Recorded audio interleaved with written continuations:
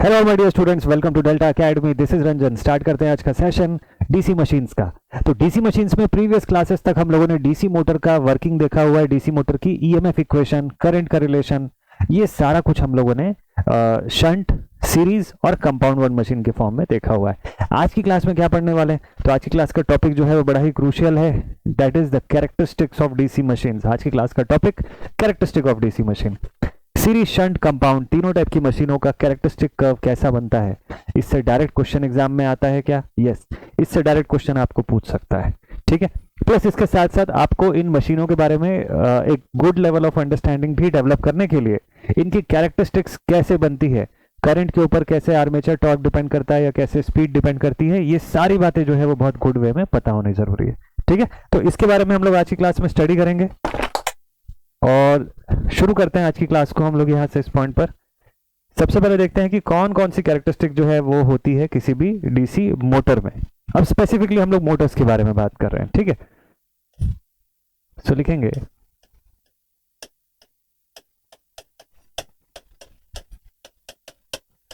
Characteristics of DC Motors. देखिए, DC Motors के case में ना जो भी कैरेक्टरिस्टिक्स हमको पढ़ना है वो सब आउटपुट के फॉर्म में दिखेंगे। तो सोचिए आप, मोटर से आउटपुट क्या मिलता है? डीसी मोटर है, स्पीड के फॉर्म में या तो आउटपुट मिल रहा होगा या टॉर्क के फॉर्म में आउटपुट मिल रहा होगा। इनपुट हम लोग क्या दे रहे होंगे? आर्मेचर पे जो सप्लाई प्रोवाइड कर रहे हैं, जो करंट प्रोवाइड कर रहे हैं। ठीक है, तो इसकी कैरेक्टरिस्टिक को मेजरली हम लोग तीन कैटेगरी में डिफाइन कर सकते हैं। सो majorly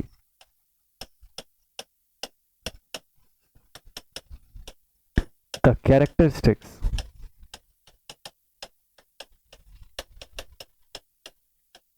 of DC motors are given in three forms. तो चाहे शंट मशीन हो, कंपाउंड हो, है ना, कंपाउंड में क्यूमुलेटिव डिफरेंशियल हो, या सीरीज वाउंड मशीन हो, सभी के लिए यही तीन मेजर फॉर्म ऑफ कैरेक्टरिस्टिक्स हमको स्टडी करना होता है। ठीक, इसी से समझ में आता है कि मशीन स्टार्टिंग में हाई टॉर्क जनरेट करेगी या या स्टार्टिंग टॉर्क उसकी कम होगी, या फिर लोड बढ़ने पे उसकी बिहेवियर कैसी हो जाएगी, स्पीड अगर रिड्यूस हो रही है तो टॉर्क में क्या चेंजेस होगा। ये सारी चीज़ों को समझने के लिए ना ये कैरेक्टरिस्टिक समझना ज़रूरी है। तो आज की क्लास के एंड तक आपको ये चीज़ों पे बहुत गुड लेवल का क्लैरिटी होने वाला है, तो बस ध्यान से देखिएगा, साथ ही साथ नोट्स भी बनाते जाएंगे। तो टोटल कौन कौन से तीन फॉर्म्स होते हैं? देखिए, कैरेक्टरिस्टिक का पहला पार्ट, इसको आउटपुट कैरेक्टरिस्टिक भी आप बोल सकते हो। ठीक, speed N versus armature current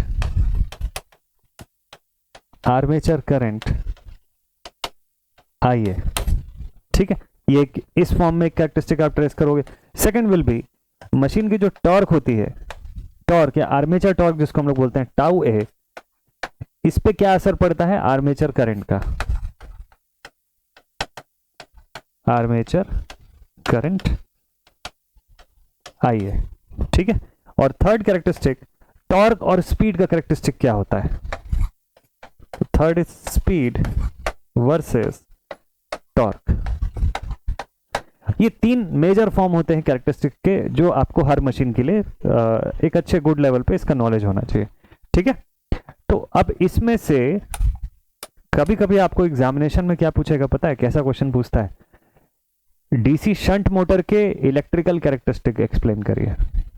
अब सोचिए, ये क्वेश्चन पूछेगा, कहीं ये नहीं लिखा रहेगा कि स्पीड वर्सेस टॉर्क चाहिए, कि टॉर्क वर्सेस आईए चाहिए, कि स्पीड वर्सेस आईए चाहिए। ये आपको समझना पड़ेगा। तो आपको पहले ये पता होना चाहिए कि which are known as electrical characteristics and which are known as mechanical characteristic.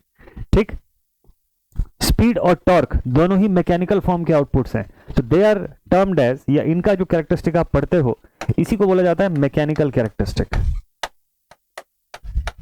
This is known as mechanical characteristics. ठीक है, जबकि टॉर्क वर्सेस आर्मेचर करंट का जो एस्पेक्ट है इसको हम लोग बोलते हैं इलेक्ट्रिकल कैरेक्टरिस्टिक। Electrical characteristic. ठीक है, तो इससे आपको नाम में भी ध्यान रहेगा कि अगर कोई एग्जामिनेशन में क्वेश्चन में अगर आपको ये पूछता है कि इलेक्ट्रिकल कैरेक्टरिस्टिक ट्रेस करो, शंट मोटर का, सीरीज मोटर का, जिसका भी, या फिर मैकेनिकल बोलेगा तो किसके किसके बीच में ट्रेस होगा, ये पॉइंट आप ध्यान रखोगे। ठीक है, चलिए अब इसके बाद चलते हैं नेक्स्ट पॉइंट पर। सबसे पहले शुरुआत करते हैं from DC shunt motor. DC shunt motor, shunt motor के बारे में जैसा कि आप सब जानते हैं, डीसी शंट मोटर में हमारी जो फील्ड वाइंडिंग होती है वो कहां पर होती है, पैरेलल में होती है, शंटेड होती है वो फील्ड वाइंडिंग।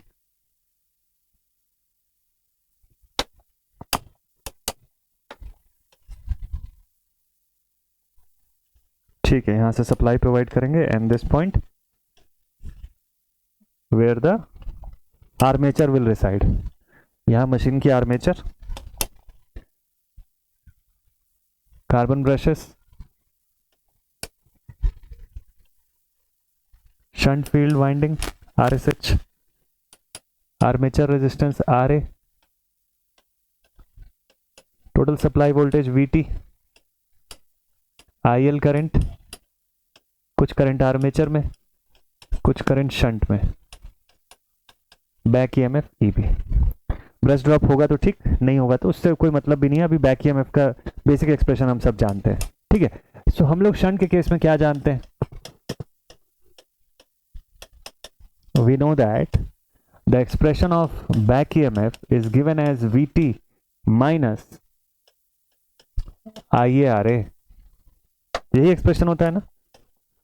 बैक EMF जो है वो VT और IARA पे डिपेंड करता है। ठीक है, वैसे ही ISH किस पे डिपेंड करता है, ISH is VSH divided by RSH और VT बाई RSH, ये तरीका है। और आर्मेचर करंट जो है it is given as IL minus ISH। इतनी बातें हम लोग पहले से जानते हैं मशीन के बारे में। ठीक है, पुराने इक्वेशंस में, EMF इक्वेशंस में पढ़ा हुआ है हम लोगों ने, तो इसमें तो कोई टेंशन की बात ही नहीं है, यहां तक तो सब चीज ठीक है।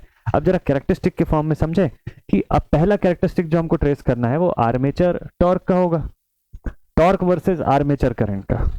ठीक, इस फॉर्म में ट्रेस करें। इलेक्ट्रिकल कैरेक्टरिस्टिक से शुरुआत करते हैं। ठीक, so now what about its electrical characteristic, मतलब armature torque versus armature current, इस कैरेक्टरिस्टिक को अब स्टडी करना होगा। तो आप सोचिए यहाँ पे आर्मेचर टॉर्क का एक्सप्रेशन जो होता है वो किसके ऊपर डिपेंडेंसी शो करता है, तो हम लोग बोलेंगे कि आर्मेचर टॉर्क टाउ ए जो होता है ना, armature torque tau A is directly proportional to phi into IA। ये बात तो हम लोग जानते हैं। अगर फ्लक्स कांस्टेंट होगी, शंट मोटर की बात कर रहे हैं, अगर यहां फ्लक्स कांस्टेंट होगी, कब कांस्टेंट होगी, तो हम लोग बोलेंगे कि देखो फाई विल बी कांस्टेंट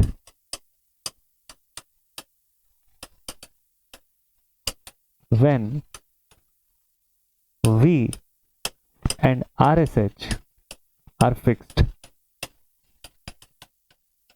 क्या इस शंट मोटर के डायग्राम में आपको दोनों चीजें फिक्स मिल रही है क्या, क्या ये दोनों चीजें तय है, फिक्स्ड है? तो आप बोलोगे हाँ सर शंट के केस में तो दोनों ही चीजें फिक्स्ड है। देखो RSH में भी कुछ चेंजेस नहीं होगा, V टोटल जो है दैट इज ऑल्सो सेम, ये भी तो सेम रहेगा। ठीक है, so therefore taking phi constant what we are going to get, हमको यहां से मिलेगा armature torque directly proportional to armature current. सीधा सीधा प्रोपोर्शनलिटी दिखता है कब,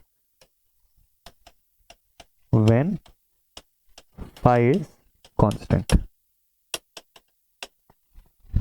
ठीक, क्या रिलेशन बनता है अगर यहां से मैं ग्राफ ट्रेस करने बोलूं तो सीधा सीधा दिखाई दे रहा है, लीनियर रिलेशनशिप है। जो कर्व बनेगी, जो ग्राफ यहां पे ट्रेस होगी, अगर मैं यहां से आर्मेचर टॉर्क और आर्मेचर करंट के फॉर्म में अगर इसको डिनोट करूं, शो करूं, है ना, चलो ड्रॉ करते हैं। यहां पे आर्मेचर टॉर्क है और यहां पर आर्मेचर करंट है, तो मैं करंट की मैग्नीट्यूड जिस प्रोपोर्शन में बढ़ाऊंगा उसी प्रोपोर्शन में टॉर्क भी इंक्रीज होगा। तो ये ग्राफ कैसा बनना चाहिए, this graph should be like this, linear graph बनेगा। क्या हमेशा लीनियर चलता रहेगा ऐसे टिल इंफिनिटी? आर्मेचर करंट को मैं रेटेड मान लो 100 है तो मैं उसको 200 एम्पियर तक भी बढ़ाऊंगा तो क्या ऐसे ही टॉर्क बढ़ती चली जाएगी क्या हमेशा? हमेशा तो इस तरीके की नहीं होनी चाहिए, कुछ और भी होगा यहाँ पे। सिचुएशन क्या है, y is equal to mx का सिचुएशन है, तो स्लोप बना, स्ट्रेट लाइन बनी, ठीक है। लेकिन कब तक। और दूसरा चीज, आर्मेचर करंट बढ़ा रहे हो तो आपने ये नहीं देखा कि आर्मेचर की फ्लक्स भी तो बढ़ रही है, साथ साथ फ्लक्स बढ़ रही है, तो आर्मेचर फ्लक्स अपोज करेगी अपनी फील्ड फ्लक्स को, मेन फ्लक्स को, तो that particular condition is known as armature reaction. तो आर्मेचर रिएक्शन होगा, आर्मेचर रिएक्शन होगा तो क्या होगा, सोचिए, आर्मेचर रिएक्शन होगा तो ओवरऑल फ्लक्स को रिड्यूस करेगा। ओवरऑल फ्लक्स को अगर रिड्यूस करेगा, लगभग 10% का रिडक्शन करता है, specially in the shunt motor का केस। शंट मोटर में ही ये चीज की दिक्कत ज्यादा है। तो जब वो 10% तक रिड्यूस कर देगा इस फ्लक्स को, तो टॉर्क का क्या होगा, टॉर्क भी तो रिड्यूस हो जाएगी। हाँ, तो टॉर्क हमेशा लगातार बढ़ता हुआ तो आप नहीं शो कर सकते हो ना। आप अगर लगातार इसको ऐसे इंक्रीज होता हुआ शो कर रहे हो, that means you are showing without armature reaction. ये ध्यान रखिएगा, जब आप आर्मेचर रिएक्शन को कंसीडर करोगे तो आपकी ग्राफ यहां से टर्न हो जाएगी। ये कंडीशन है with armature reaction. With armature reaction, अगर आर्मेचर रिएक्शन हो रहा है तो करंट के बढ़ने से टॉर्क हमेशा बढ़ती नहीं जाएगी। तो ड्यू टू आर्मेचर रिएक्शन यहां से ग्राफ ऐसी हो जाएगी। ठीक है, तो ये जो डिफरेंस आपको दिख रहा है that is due to the armature reaction. ये पहला कंडीशन है, फर्स्ट ग्राफ है डीसी शंट मोटर के लिए। ठीक है, तो ये वाली ग्राफ आप लोग ड्रॉ कर लेंगे। लीनियर दिखता है initially without armature reaction, armature reaction consider करने पे ग्राफ जो है वो यहां से टर्न हो जाता है। लेकिन इसमें अच्छी बात यह है कि आर्मेचर रिएक्शन का effect only in DC shunt motor दिखेगा। So the effect of armature reaction is only in DC shunt motor. बाकियों में कोई सीन है नहीं, कोई प्रॉब्लम नहीं है इसको लेकर के अभी। ठीक, कोई दिक्कत नहीं है। नेक्स्ट पॉइंट पर चलते हैं। तो अगर हम लोग आर्मेचर रिएक्शन की कंडीशन को अज्यूम करते हैं तो डीमैग्नेटाइजेशन की वजह से फ्लक्स कम हुआ तो टाउ कम हुआ। ठीक, तो इस वजह से वो रिड्यूस होता हुआ दिखा हमको। ठीक, ओके, और क्या कंडीशन। अब नेक्स्ट ग्राफ पे चलते हैं। अगली ग्राफ कौन सी पढ़नी है हमको, स्पीड, इलेक्ट्रिकल कैरेक्टरिस्टिक पे आते हैं। ठीक है, so speed versus armature current.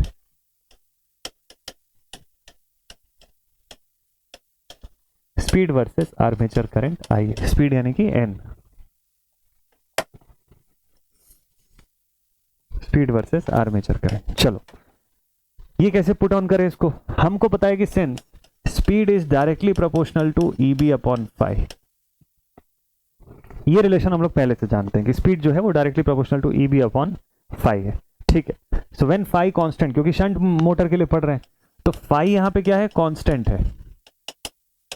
Therefore N is directly proportional to EB, ऐसा मैं बोल सकता हूं। ईबी का एक्सप्रेशन क्या लिखे हम लोग, since back EMF is given as Vt minus IaRa, so therefore we can say कि N is directly proportional to Vt minus Ia into Ra। ये रिलेशन यहाँ पे जेन्युइन है। ठीक है, ऐसा लिखा जा सकता है ना कि Vt minus IaRa। मुझे जरा सा बताना आप कि Ia की वैल्यू बढ़ेगी तो N क्या होगा, बढ़ेगा कि कम होगा। यही एक्सप्रेशन है हमारे पास, सीधा सीधा एक्सप्रेशन है, इसी को देख के बताइएगा। So we can say when armature current increases then N will reduce।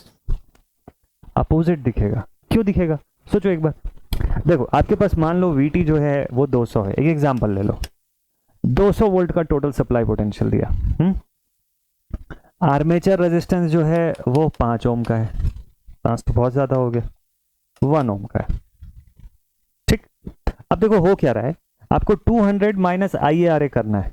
Ia की वैल्यू अगर मान लो 2 एम्पियर होती है तो 2 इंटू 1 2, 200 में से 2 माइनस होगा, कितना बचेगा 198। आपको प्रोपोर्शनलिटी दिखेगी, 198 से प्रोपोर्शनल होगा एन स्पीड की वैल्यू। लेकिन अगर मान लो आर्मेचर करंट की वैल्यू बढ़ के 4 एम्पियर कर दूं तो बताओ स्पीड बढ़ रहा है कि कम हो रहा है। पिछली बार 198 था, इस बार क्या होगा 4 इंटू 1, तो 200 माइनस 4 आपको बचेगा 196। तो स्पीड तो कम हो रही है ना, रिड्यूस होती हुई दिख रही है, मतलब जो सब्ट्रैक्टिंग पोर्शन है वो इंक्रीज हो रहा है, ड्रॉप जो है वो बढ़ता चला जाएगा। ठीक है, ये बात समझ में आ रही है यहाँ से। तो स्पीड का क्या होगा, with the increase in drops, with the increase in armature reaction, sorry, with the increase in armature current, the drop will increase, drop will increase, तो speed will reduce. सीधा सा रिलेशन है. क्लियर है? ये point हमको समझ में आ रहा है? कौन सी कंडीशन दिख रही है बताइएगा. वैसे ये सब नहीं करना होता. अगर डायरेक्टली आप देखते हैं कि y is equal to C plus mx की कंडीशन है,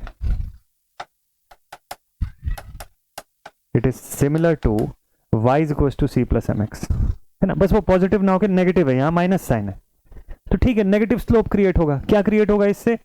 सो ड्यू टू नेगेटिव साइन क्या मिलेगा हमको? यहाँ पे नेगेटिव स्लोप बनेगा. आपने मैथ्स में पढ़ा हुआ है positive slope and negative slope के बारे में. अगर ये पॉजिटिव स्लोप होता तो ऐसा कुछ क्रिएट हो रहा होता. नेगेटिव स्लोप है, इस तरीके का दिखाई देगा, है ना. ये आपका नेगेटिव स्लोप, ये आपका पॉजिटिव स्लोप. तो यहाँ कौन सी सिनारियो है? यहाँ पर नेगेटिव स्लोप की सिनारियो है. देखिए तो C माइनस एम एक्स है ना, C माइनस एम एक्स की कंडीशन है. तो माइनस है तो हमको ये ग्राफ कैसी दिखाई देगी? Negative slope. और हमने जो सिचुएशन निकाला नॉर्मली न्यूमेरिकली भी वैल्यू पुट करके, उससे भी क्या दिखा कि आर्मेचर करंट के बढ़ने से स्पीड क्या होगी? रिड्यूस होने लग जाएगी, बढ़ेगी नहीं इनफैक्ट. ठीक है, तो नेगेटिव स्लोप यहां पे कंसिडर होगा. ठीक है, ठीक है भाई. सो दस जो हमारी ग्राफ बन के निकलेगी यहां से, आर्मेचर करंट को आप बढ़ाते जाओगे, स्पीड जो है उसमें रिडक्शन दिखेगा. Negative slope. ठीक है, डन. और दूसरा चीज, यहां पर आर्मेचर रिएक्शन अगर कंसिडर करें तो, चलिए ग्राफ तो यहां तक हो गई इसकी. Now considering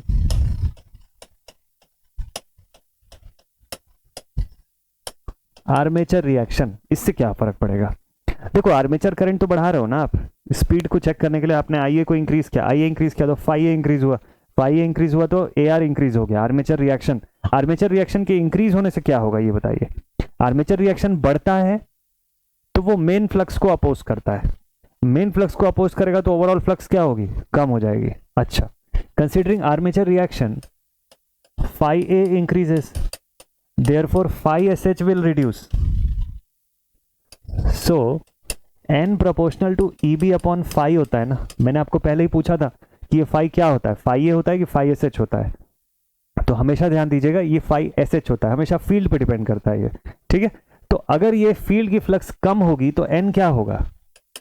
Since phi reduces, therefore n increases. ये नया सिनेरियो दिखेगा. अगर आप इस कंडीशन को देखोगे ना तो फ्लक्स रिड्यूस होता हुआ दिख रहा है. ठीक, तो इसका मतलब क्या हो गया? इसका मतलब ये हो गया कि हम लोग एक डीसी शंट मोटर को नो लोड पर अगर शुरू करें तो क्या हो जाएगा? हम लोग एक डीसी शंट मोटर को नो लोड कंडीशन पे स्टार्ट कर सकते हैं. इस कंडीशन की बात कर रहा है. ठीक है, नो लोड पर आप डीसी शंट मोटर को स्टार्ट कर सकते हो. ये सिचुएशन यहां पर दिखाई देता है. इसी को समझने के लिए एक्सप्रेशन बनाए थे. ठीक है, तो इसकी ग्राफ फाइनली कैसे बनानी चाहिए? ये तो चलो स्लोप के आधार पे है, एक्चुअल में इसकी ग्राफ को हम लोग ऐसा शो करेंगे. नो लोड स्पीड से नीचे चला जाएगा इसका स्पीड, है ना. तो अगर मैं यहाँ पर n शो कर देता हूँ और इस जगह पे आर्मेचर करंट, ठीक है, तो देखिए यहाँ पर क्या हो रहा है. अगर मैं विदाउट आर्मेचर रिएक्शन की सिचुएशन देखता हूँ तो it's graph will be like this. ये कैसी सिचुएशन है? It is without armature reaction. ठीक है, और अगर आर्मेचर रिएक्शन हुआ तो, अगर आर्मेचर रिएक्शन होगा तो ये कंडीशन दिखाई देगा.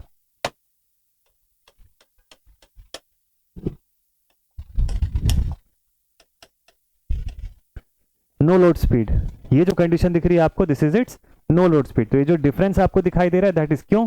क्योंकि आर्मेचर रिएक्शन अगर होगा तो क्या होगा? फाई कम होगी. फाई कम होगी तो क्या होगा? एन वापस ऊपर चला जाएगा. तो आपको ये ग्राफ ऊपर जाती हुई दिखेगी, ना कि पूरी नीचे आते हुए. तो विथ आर्मेचर रिएक्शन अगर मैं देखता तो ये वाला part due to armature reaction की वजह से दिखता. ठीक है, ये पोर्शन यहां से ऐसे बेंड होता हुआ दिखाई देता है ड्यू टू आर्मेचर रिएक्शन. ठीक है, तो आर्मेचर रिएक्शन के होने से ये फर्क पड़ेगा.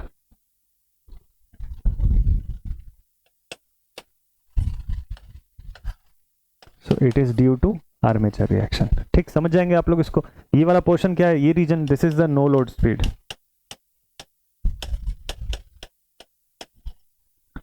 तो डीसी शंट मोटर को नो लोड पे स्टार्ट कर सकते हैं, बिल्कुल नो लोड पर ही इसको शुरू करना है, उसके बाद लोडिंग करना है। ऑन लोड इसको नहीं शुरू करेंगे हम लोग। अच्छा ठीक है भाई। और स्पीड वर्सेस टॉर्क का क्या कैरेक्टरिस्टिक होगा?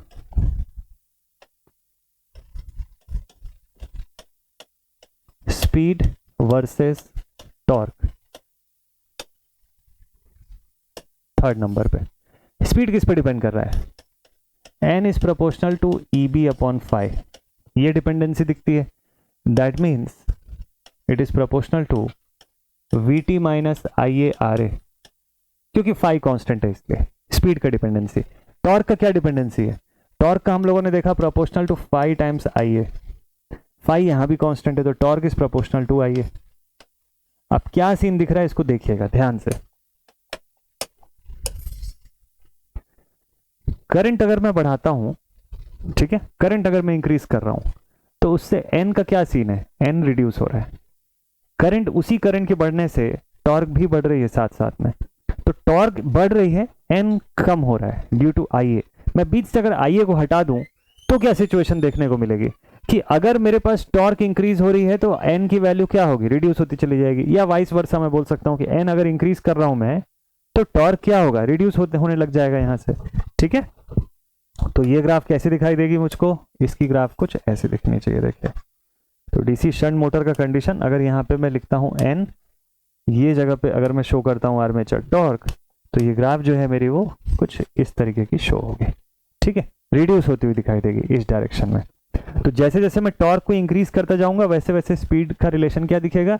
रिड्यूसिंग फॉर्म में दिखाई देगा। ठीक है, क्योंकि ये डायरेक्टली प्रोपोर्शनल टू IA है और ये IA के प्रोपोर्शन पे नहीं चल रहा है, मतलब IA के फॉर्म में रिड्यूस हो रहा है IA के बढ़ने से। ठीक, तो ये वाली कंडीशन आप लोगों को क्लियर है। तो टॉर्क वर्सेस स्पीड कैरेक्टरिस्टिक लगभग हर मोटर के अंदर आपको इस फॉर्म में कुछ दिखाई देती है। अभी आगे चल के और मोटर्स का देखेंगे। ठीक है, चलो अब डीसी सीरीज मोटर की बात करते हैं। DC series motor. अब डीसी सीरीज मोटर के केस में एक बार समझते हैं कि यहाँ पे क्या सीन हो रहा है। तो सबसे पहले तो इसका डायग्राम से शुरुआत करते हैं। डीसी सीरीज मोटर के अंदर आपको पता है कि इसकी जो फील्ड वाइंडिंग होती है वो सीरीज में ही कनेक्टेड है,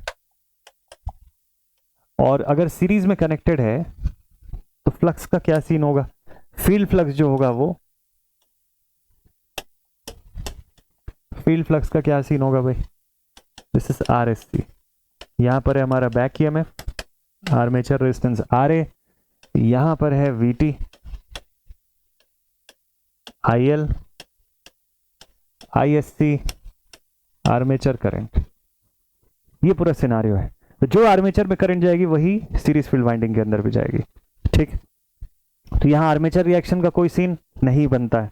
ठीक है, क्योंकि अगर आर्मेचर करंट इंक्रीज हो रही है तो खाली आर्मेचर रिएक्शन नहीं, वो फील्ड फ्लक्स को भी इंक्रीज करे। तो फील्ड फ्लक्स हमारा इंक्रीज हो रहा है, कम मतलब रुका हुआ नहीं है फील्ड फ्लक्स अपनी जगह पे। ठीक है, तो हम लोग यहां पे बोल सकते हैं कि वी नो दैट जो बैक EMF बन रहा है EB, it is given as VT minus IA into RA plus RSC, और माइनस VB भी आप साथ में शो कर सकते हो, बट यहाँ पे नीड नहीं है अभी। बैक EMF के बारे में ये चीज हो गया। साथ ही साथ हम लोग ये भी जानते हैं कि आर्मेचर करंट ही सीरीज फील्ड वाइंडिंग करंट है और वही IL भी है, तो इसके लिए अलग से कोई डिफरेंट कोई दूसरी करंट है नहीं यहाँ पे। ठीक, अब शुरुआत करते हैं सबसे पहले टॉर्क की बात करके। Armature torque versus armature current, क्या रिलेशन होगा? मैंने आपको पहले ही बताया था स्क्वायर के फॉर्म में रिलेशन आता है इसका। कैसे आता है? देखो, हमको यहां से पता है कि आर्मेचर टॉर्क जो होता है it is proportional to phi times IA। Flux पे भी डिपेंड करता है। यहां फ्लक्स कांस्टेंट होगी क्या भाई? यहां तो लोड इंक्रीज करोगे तो सप्लाई करंट चेंज होगी, करंट अगर चेंज होगी तो फ्लक्स कहां से कांस्टेंट होगी? फ्लक्स भी वेरी करेगी ना। तो फ्लक्स अगर वेरी कर रही है सो हम लोग लिखेंगे since phi is directly proportional to IA, so therefore we can say कि आर्मेचर टॉर्क जो है it is proportional to IA का स्क्वायर। कर्व का नेचर बताइए जल्दी से, कैसी कर्व बनेगी? पैराबोलिक बनेगी, हाइपरबोलिक बनेगी, रेक्टेंगुलर हाइपरबोला क्रिएट होगा, या किस तरीके की कर्व बनेगी, या लीनियर बनेगी? क्या लगता है आप लोग को? भाई सिंपल सी बात है, किसका इक्वेशन दिख रहा है ये? This is the equation of parabola. तो अगर आप इसका ग्राफ ड्रॉ करोगे तो सिंपल सी बात है, पैराबोलिक कर्व ही बननी है ना, स्क्वायर के फॉर्म में। तो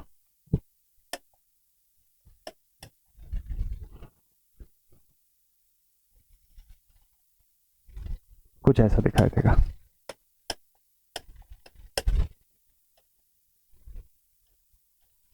आर्मेचर करंट, आर्मेचर टॉर्क, ठीक है, इसके स्क्वायर वैल्यू के फॉर्म में हमको ये इंक्रीज होता हुआ दिखाई देता है। ठीक है, लिख सकते हो। So this will form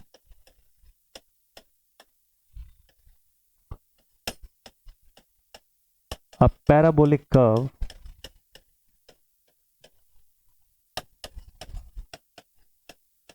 in case of DC series motor। तो DC सीरीज मोटर की कैरेक्टरिस्टिक कर्व पहली कंप्लीट होती है। अब आते हैं सेकंड वाले पोर्शन पर। सेकंड है speed versus armature current. Speed versus armature current. अब स्पीड और आर्मेचर करंट का क्या रिलेशन होगा? फिर से वही वीटी और ईवी बैक ईएमएफ वाले फॉर्म से एक बार इक्वेशन बना के देखते हैं। लेट्स सी, देखते हैं क्या इक्वेशन मिलती है। ठीक है, हमको पता है कि एन जो होता है it is directly proportional to EB upon phi. क्या यहाँ पे फ्लक्स कांस्टेंट होगा कि वेरिएबल होगा? मैंने पहले ही आपको बोला फ्लक्स यहाँ वेरी करेगा लोड के हिसाब से। फ्लक्स अगर वेरी करेगा तो फ्लक्स किस पे डिपेंड करता है? तो आप बोलोगे सर फ्लक्स तो आईए पे डिपेंड करता है। तो मैं ये बोल सकता हूँ कि N is proportional to back EMF upon IA, बोल सकते हैं ना? तो बताइए आईए के बढ़ने से एन का क्या दिखाई दे रहा है आपको? अगर मैं आर्मेचर करंट यहाँ इंक्रीज करता हूँ तो एन क्या होगा? एन तो रिड्यूसिंग दिखेगा ही। सिंपल सी बात है यार। और वी कैन से कि N is inversely proportional to IA. Inverse proportion है तो ग्राफ कैसी क्रिएट होनी चाहिए इसकी?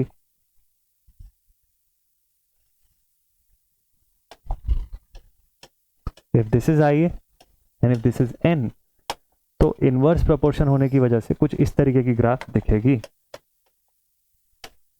N is inversely proportional to IA की ग्राफ। क्लियर? तो ये एक और सिनेरियो कंप्लीट हो गया यहाँ पे। तो नो लोड में, नो लोड की कंडीशन में जब कोई लोड नहीं है, देखिएगा उस कंडीशन पे स्पीड कैसी है? डेंजरसली हाई है। यही सिनेरियो समझाने के लिए मैंने बोला था कि ये सारी चीजें कैरेक्टरिस्टिक के साथ आपको बताऊंगा। अब आप खुद देख लीजिए कि नो लोड कंडीशन है जहां पे करंट एकदम मिनिमम है, आर्मेचर करंट मिनिमम है, नो लोड है। ठीक है, तो उस कंडीशन पे स्पीड इज, लिखेंगे we can clearly observe that in no load condition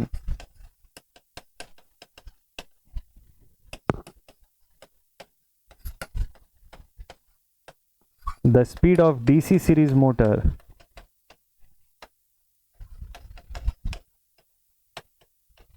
will be dangerously high, will be dangerously high. And that is why we do not prefer to run a series DC motor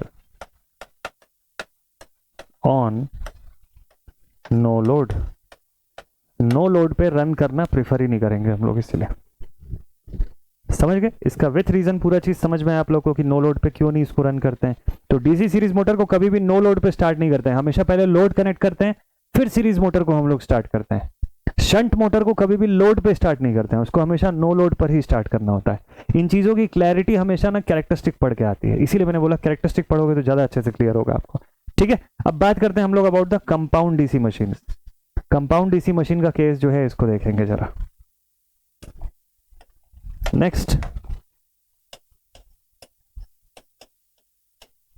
compound DC motor बहुत easily आपको समझ में आ जाएगा। शुरुआत करेंगे from cumulative compound. ठीक ठीक। Cumulative compound में हमारे पास दो वैरायटी है, एक है लॉन्ग शंट और दूसरा है शॉर्ट शंट। चलो यहां पर ड्रॉ कर लेते हैं।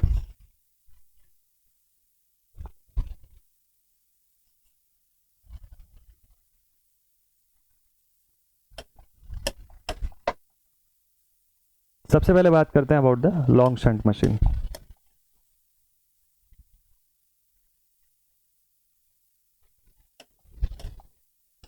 लॉन्ग शंट मशीन, चलो यहां से सबसे पहले हो गया शंट फील्ड वाइंडिंग RSH। हम सबको पता है कि 5SH की वैल्यू 5SC से ग्रेटर होती है। हालांकि जब क्यूमुलेटिव कंपाउंड पढ़ रहे हैं तो हमको पता है कि 5SH 5SC के साथ सपोर्टिव फॉर्म में वर्क करता है। ठीक है, RA, यहां पे हमारा VT, इस जगह से आने वाली करंट है IL, ISC armature current, shunt field winding current. इतना सर्किट डायग्राम बना लिया। किसका है ये diagram? This is long shunt compound DC motor. अब इसी डायग्राम से सारी की सारी चीजों को समझेंगे। सबसे पहले बात करते हैं अबाउट द बैक EMF। और क्यूमुलेटिव कंपाउंड चल रहा है, ये अंडरस्टूड है। तो सबसे पहले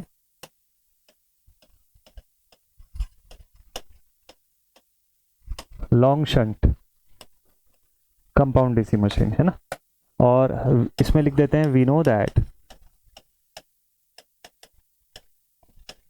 जो हमारा बैक EMF का एक्सप्रेशन बनता है वो क्या होता है, यहां से EB is equal to VT minus, इसको आप ऐसा लिख सकते हो IA into RSC plus RA, क्योंकि ISC और IA both are same currents, तो इसमें कोई टेंशन की बात नहीं है, डायरेक्टली लिख सकते हो आप इसको। तो ये एक एक्सप्रेशन है। और क्या एक्सप्रेशन है हमारे पास? हमको पता है कि आर्मेचर करंट जो होती है वो ISC के बराबर है, and we can also find armature current by adding the total supply and shunt field current IL plus ISH, दोनों को ऐड कर दीजिएगा, आर्मेचर करंट की वैल्यू आपको यहीं से मिल जाएगी। ठीक है, यहां तक का पॉइंट क्लियर। RSH भी निकाल सकते हो आप, total voltage divided, sorry ISH निकाल सकते हो, total voltage divided by RSH, that is as simple as that. लेकिन अब मेन कहानी यहां से शुरू होती है कि आप जो कैरेक्टरिस्टिक ट्रेस करने जा रहे हो वो कैसे बनेगा। चलो ये भी सिंपल है, स्टार्ट करें with the very first characteristic. तो पहला कैरेक्टरिस्टिक क्या बनाएंगे? Speed versus armature current. इसको देखते हैं, स्पीड वर्सेस आर्मेचर करंट। अब यहां पे एक कहानी ध्यान रखिएगा, क्योंकि आप अभी कौन सी मशीन पढ़ रहे हैं? आप क्यूमुलेटिव कंपाउंड पढ़ रहे हैं। ठीक, तो एक चीज और लिख लेता हूं मैं यहां पे,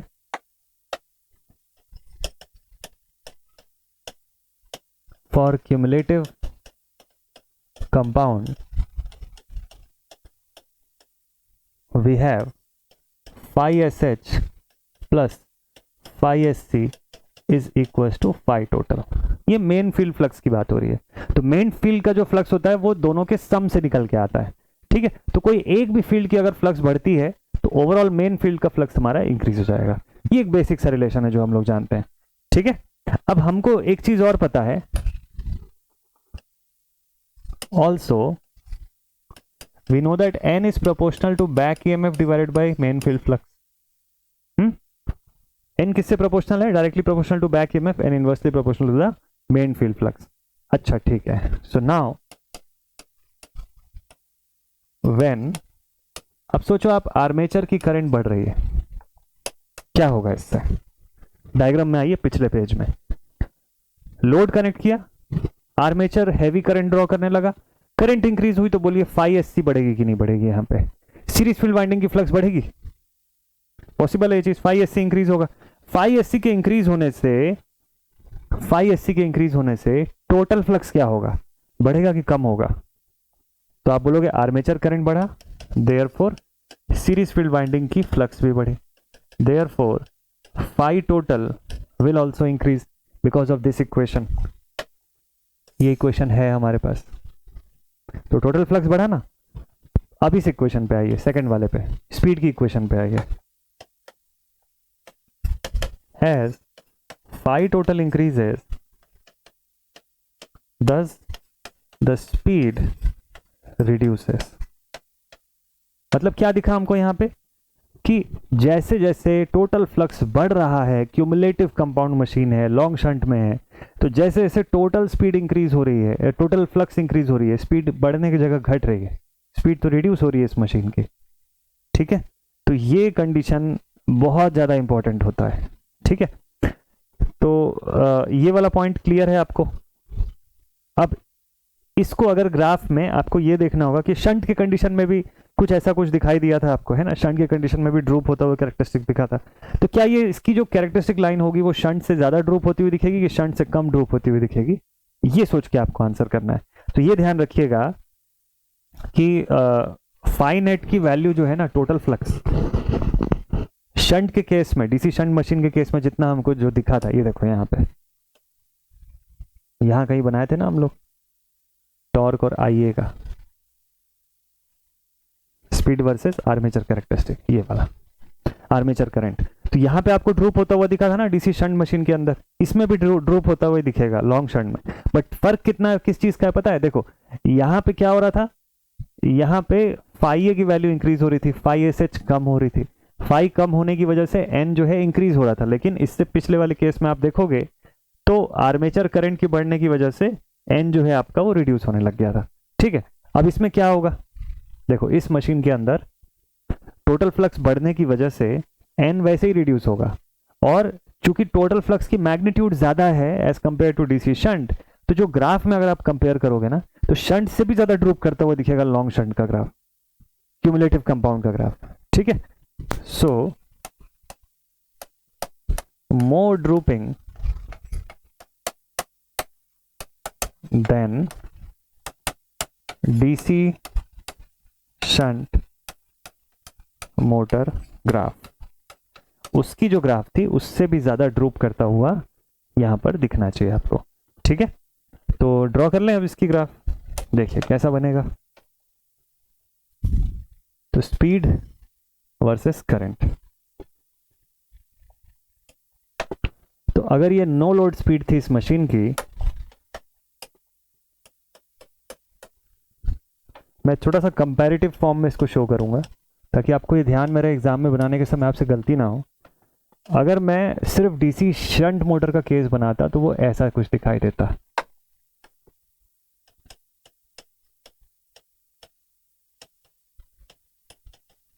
ठीक है, लेकिन जब मैं क्यूमुलेटिव कंपाउंड का केस बनाऊंगा तो ये और ज्यादा ड्रॉप करेगा।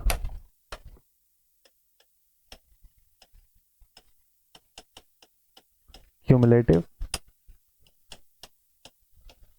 Compound DC motor, long shunt बोलो या शॉर्ट शंट बोलो, in both the cases graph आपको ऐसे ही दिखाई देगी।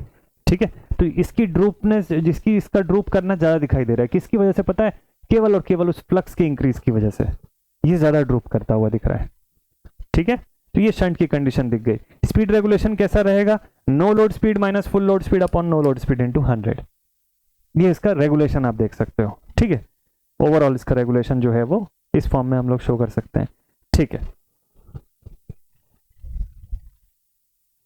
तो स्पीड रेगुलेशन के लिए कभी कभी क्वेश्चन पूछता है कि इसका स्पीड रेगुलेशन किसमें पॉजिटिव होता है, किसमें नेगेटिव होता है ना। डिफरेंशियल कंपाउंड का देखेंगे तो उसमें कैसा होता है, क्यूमुलेटिव कंपाउंड में कैसा होता है, तो इसका रिलेशन कभी कभार आपसे पूछ सकता है, बट उतना इंपॉर्टेंट नहीं है। तो हम लोग नेक्स्ट पॉइंट पर चलते हैं। तो चलिए अगले रिलेशन जो है उसके बारे में थोड़ा सा स्टडी करते हैं।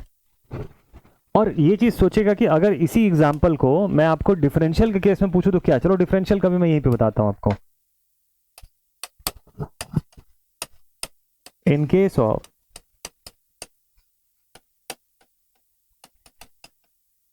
डिफरेंशियल कंपाउंड, हमको ये पता है कि जो नेट फ्लक्स होता है या फाई टोटल जो होता है, इसका एक्सप्रेशन कैसे बनता है? शंट फील्ड वाइंडिंग का flux minus phi S C, यही एक्सप्रेशन होता है ना इसका। तो इसका मतलब वहां पे डिफरेंशियल कंपाउंड मशीन में अगर आर्मेचर करंट को मैं बढ़ाता हूं तो क्या होगा? फाई एस सी बढ़ेगा। अच्छा ठीक है, so if I A is increasing then phi SC will be increasing, therefore phi total will be reducing, and since n is inversely proportional to phi, so अगर ये बढ़ता है, सॉरी फाई तो reduce हो रहा है हमारा, तो n ऑटोमेटिकली इंक्रीज होगा ना यार। और जिस पॉइंट पे मान लो दोनों के दोनों फ्लक्स बराबर हो जाएंगे, फाई एस सी और फाई एस एच इक्वल होगा, तो नेट फ्लक्स क्या हो जाएगा, जीरो, और n क्या हो जाएगा, इनफाइनाइट हो जाएगा। सोच के देखो आप जरा थ्योरेटिकली, जिसको आप ऐसा सॉल्व कर रहे हो, n की वैल्यू कहाँ जा रही है इसकी, इनफाइनाइट तक जा रही है। इस मोटर को यूज कर सकते हो क्या प्रैक्टिकली? तो प्रैक्टिकली तो इसको इस टाइप का सीन क्रिएट करना इम्पॉसिबल है। स्पीड इंक्रीज होगा, और हाँ थ्योरेटिकली अगर देखोगे तो स्पीड इंक्रीज हो रही है इसकी, नो लोड स्पीड से भी ऊपर जा रही है। तो अगर मैं इसका ग्राफ थ्योरेटिकल फॉर्म में भी शो करूँ ना, तो इसकी ग्राफ देखो ऐसी बनेगी।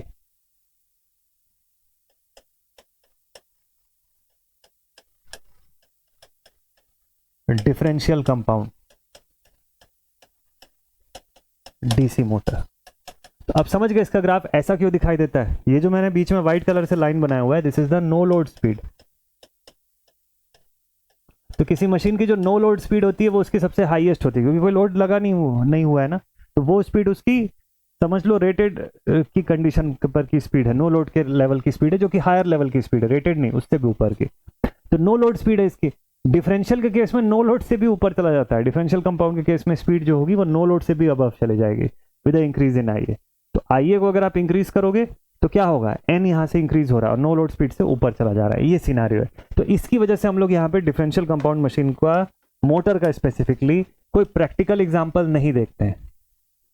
क्यों? इसका प्रैक्टिकल एग्जाम्पल देखोगे तो इनफाइनाइट स्पीड प्रोवाइड कर रहा है ऐसा बता रहा है, जो कि पॉसिबल नहीं है यहाँ, है ना, जो कि पॉसिबल नहीं है। तो अगर दोनों फील्ड वाइंडिंग की फ्लक्स इक्वल हो जाती है तो एन विल बी इनफाइनाइट। एन जो होगा वो, क्योंकि फाई टोटल जीरो हो जाएगा, और फाई टोटल जैसे ही जीरो हुआ एन इन्फिनिटी पे चला जाएगा। This is not possible. ठीक है, तो ये ऐसा कोई मोटर प्रैक्टिकली कहीं पे यूज नहीं होता है। ठीक है, ये प्रैक्टिकल कंडीशन नहीं है, क्योंकि हम सब जानते हैं यार कि अगर आप लोड बढ़ा रहे हो ना, मशीन का लोड बढ़ाओगे तो स्पीड टेक्निकली रिड्यूस ही होगी। ये कौन सी नई मशीन है कि लोड इंक्रीज कर रहे हो तो स्पीड इनफाइनाइट होती जा रही है। ठीक है, so this is not a practical condition. तो ठीक है, इसीलिए मैंने बोला, क्योंकि इसका अलग से कोई एप्लीकेशन नहीं मिलेगा आपको, तो इसीलिए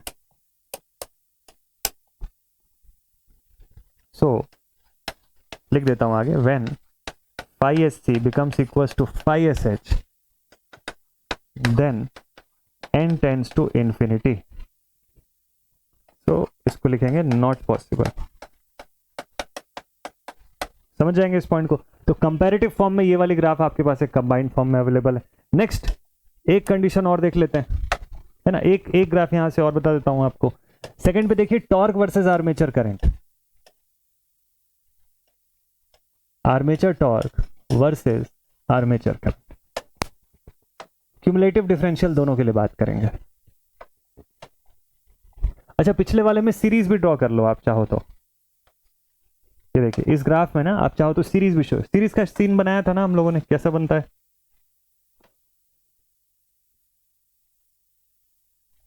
इस तरीके से। This is for series field winding, series DC motor. ठीक है, तो अब हो गया ये कंप्लीट। अब सारे के सारे मशीनों का, मोटर्स का एक साथ कंबाइंड कैरेक्टरिस्टिक ग्राफ जो है आप इस फॉर्म में देख सकते हो। ठीक है, तो सीरीज में क्या क्या होता है हमारे पास, मान लो आर्मेचर टॉर्क और करंट का रिलेशन चेक करने बोल रहा है, तो यहां पे बना देते हैं आर्मेचर टॉर्क और यहां पे लिख देते हैं करंट। तो हम लोगों ने जब शंट मशीन का केस देखा था, यहां क्या मिला था कि armature torque was directly proportional to IA. क्यों? क्योंकि फ्लक्स कांस्टेंट थी। ओके, जब सीरीज का केस देखा था आपने, तो सीरीज में आपको दिखा कि armature torque was directly proportional to IA का स्क्वायर। क्यों? क्योंकि फ्लक्स कांस्टेंट नहीं थी और flux was proportional to IA, तो overall tau A becomes proportional to IA का स्क्वायर। तो शंट के केस में क्या दिखा था, लीनियर रिलेशनशिप दिखाई दिया था हमको। चलो ड्रॉ करते जाते हैं ना, नहीं तो भूल जाएंगे बाद में। शंट के केस में हमको ऐसा, आर्मेचर रिएक्शन अगर कंसिडर करेंगे तो वो ड्रूप हो जाएगा वहां से। ठीक, दूसरा सीरीज के केस में कैसा दिखाई दिया था, आईए के स्क्वायर के फॉर्म में दिखाई दिया था। ठीक है, तो ये पैराबोलिक कुछ ऐसा दिखेगा। ये किसका केस था, सीरीज का केस था। ये सीरीज हो गया, ये कंडीशन हो गया शंट का। अब जरा कंपाउंड की बात करके बताइए क्या होगा in the case of compound.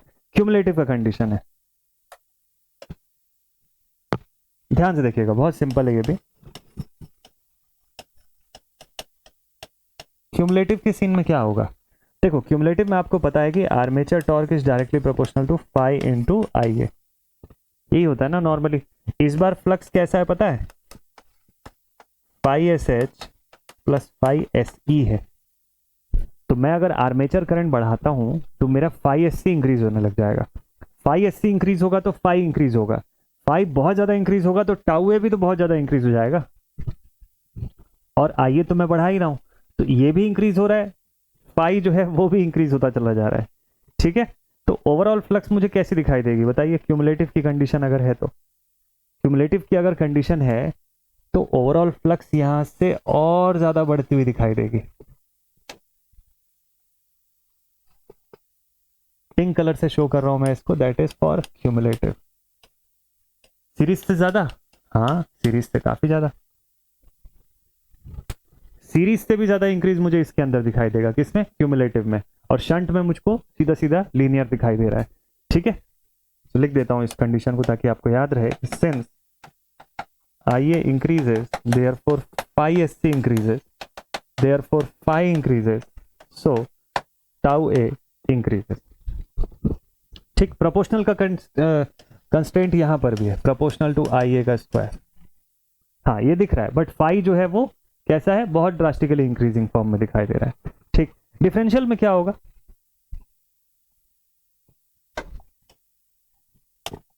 इसको आप फाई इंटू आई ए कर लीजिए, आई ए स्क्वायर मत लिखिए नहीं तो रॉन्ग हो जाएगा।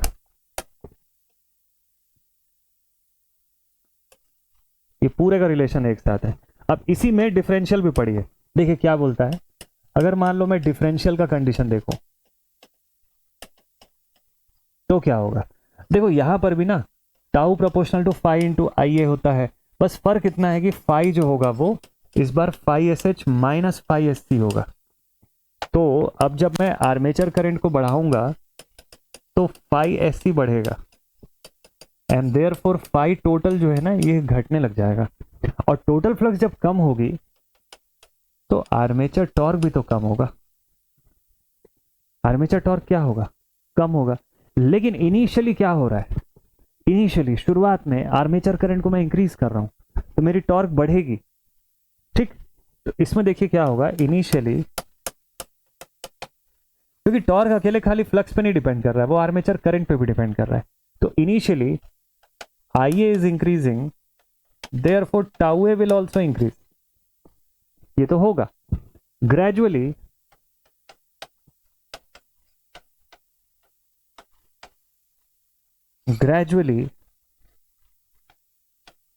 as phi reduces drastically, इसका रीजन भी समझाऊंगा आपको। as phi reduces drastically, thus after a certain value tau a falls down। मतलब कैसी ग्राफ होगी पता है, ये देखो इनिशियली यहां से ये ग्राफ इंक्रीज होती हुई दिखाई देगी, इनिशियली ये ग्राफ जो है ऐसे इंक्रीज होती हुई दिखाई देगी और एक पॉइंट के बाद यहां से ये ग्राफ ऐसे ड्रॉप भी हो जाएगी। किस कंडीशन पे, in the case of differential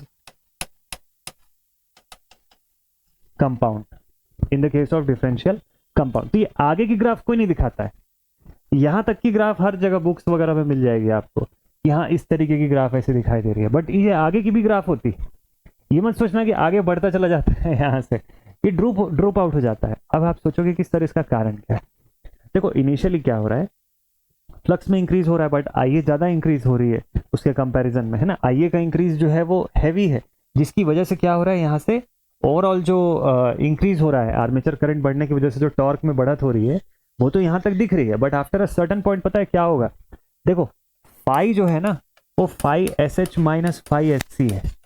तो धीरे धीरे करके जैसे जैसे आप आर्मेचर करंट को बढ़ाते जा रहे हो हमारा फाई एस सी बढ़ रहा है, फाई एस एच के कंपैरिजन में फाई एस सी ज़्यादा बढ़ता चला जा रहा है। अब अगर सीरीज फील्ड वाइंडिंग का फ्लक्स अगर इंक्रीज ज़्यादा होता चला जा रहा है तो एक ऐसा पॉइंट तो आएगा जब वो फाई एस एच के करीब पहुंचेगा। मान लो फाई एस एच 0.5 है और फाई एस सी 0.2 थी, तो अब वो बढ़ती जाएगी तो 0.3 बनेगी, 0.4 बनेगी, और जब ये 0.5 हो जाएगी तब क्या होगा? फाई एस सी जैसे 0.5 पहुंचेगा टोटल फ्लक्स तो जीरो हो गया, टोटल फ्लक्स जीरो हो गया तो टॉर्क कहाँ पहुंचेगा? वो भी तो जीरो की तरफ जाएगा। मतलब जैसे जैसे फाई एस सी बढ़ रहा है, 0.2 था तो टोटल फ्लक्स कितनी आ रही थी? 0.3। 0.3 हुआ तो टोटल फ्लक्स घट के 0.2 हो गई, 0.4 हुआ तो टोटल फ्लक्स घट के 0.1 हो गई। तो टॉर्क अब बढ़ने की जगह ना कम होना शुरू हो जाएगा। तो आईए भले बढ़ रहा था, लेकिन अब फाई ए की कंडीशन इतनी वर्स होती चली जाएगी कि जिससे टोटल फ्लक्स जो है हमारा वो रिड्यूस होता चला जाएगा और आर्मेचर टॉर्क जो है वो घटेगा और बहुत ज़्यादा घटेगा। ठीक, तो ये कंडीशन यहाँ पे बहुत इंपॉर्टेंट है। तो इसको मैथमेटिकली डिराइव करते हैं, बट ये नीड में नहीं है। आप जब प्रॉपर फुल फ्लेजेड जब मशीन पढ़ोगे हायर सेमेस्टर में तो उसमें मैं आपको पूरा डिराइव भी करा के बता दूंगा इस चीज़ को। बट अभी यहाँ फिलहाल बेसिक इलेक्ट्रिकल में इतना डेप्थ में पढ़ने की नीड नहीं है ना, इसकी ज़रूरत नहीं पड़ेगी आपको। इतना अगर ग्राफ आपको समझ आ रहा है तो मज़ा आ जाएगा, आप चीज़ें बना लोगे। ठीक है, so armature torque increases initially but falls afterwards. तो टॉर्क वर्सेस आर्मेचर करंट की ये कंडीशन है। ठीक है, तो ये सिनारियो सभी को समझ में आ जाएगा कि कैसे बन रहा है। तो this was all about the characteristics of all of these DC machines. आपको अगर इनका एप्लीकेशन में बताऊं तो किसका किसका कहाँ कहाँ एप्लीकेशन होता है वो चाहो तो आप इसको नोट कर सकते हो।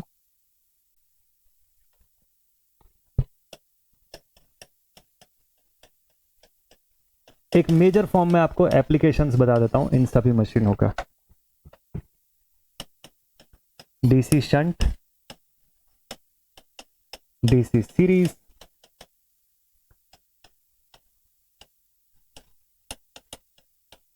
क्यूमुलेटिव कंपाउंड और डिफरेंशियल कंपाउंड। डिफरेंशियल कंपाउंड का क्या एप्लीकेशन होगा बताइए? डिफरेंशियल कंपाउंड मोटर का कोई भी एप्लीकेशन नहीं है, मैंने बोला ना प्रैक्टिकल यूसेज में है ही नहीं है। एप्लीकेशन ऑफ फॉलोइंग मोटर्स, ध्यान दीजिएगा ये सब मोटर के एप्लीकेशन है ना, जनरेटर के तो आप लोगों ने लिखे हुए। These are all the applications of this kind of Motors.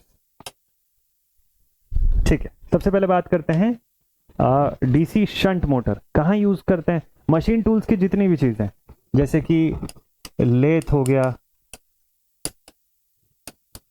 और ड्रिल्स हो गया और मशीन टूल्स लिख देता हूं कॉमनली, सेंट्रीफ्यूगल पंप्स हो गए, वो सब इसके एग्जांपल में आते हैं। डीसी सीरीज मोटर कहाँ पे यूज करते हैं? जहां पे भी ना टॉर्क की रिक्वायरमेंट ज्यादा होती है हमको, जैसे जैसे क्रेन और लिफ्ट्स और ट्रेन्स और हॉइस्ट एटसेट्रा, ये सब। देन इसके बाद नेक्स्ट है क्यूमुलेटिव कंपाउंड। क्यूमुलेटिव कंपाउंड को कहाँ यूज करते हैं? जैसे शीयर्स, पंचेस, बिलेट मिल्स वगैरह हो गए तो रोलिंग एटसेट्रा, इन सब चीजों में यूज करते हैं। और डिफरेंशियल कंपाउंड का नो प्रैक्टिकल यूज। ठीक है, तो मुझे लगता है एग्जाम के पॉइंट ऑफ व्यू से एप्लीकेशन जो आपको लिखना पड़ता है वो भी अब प्रॉपर वे में आपके पास अवेलेबल है सभी मशीनों का।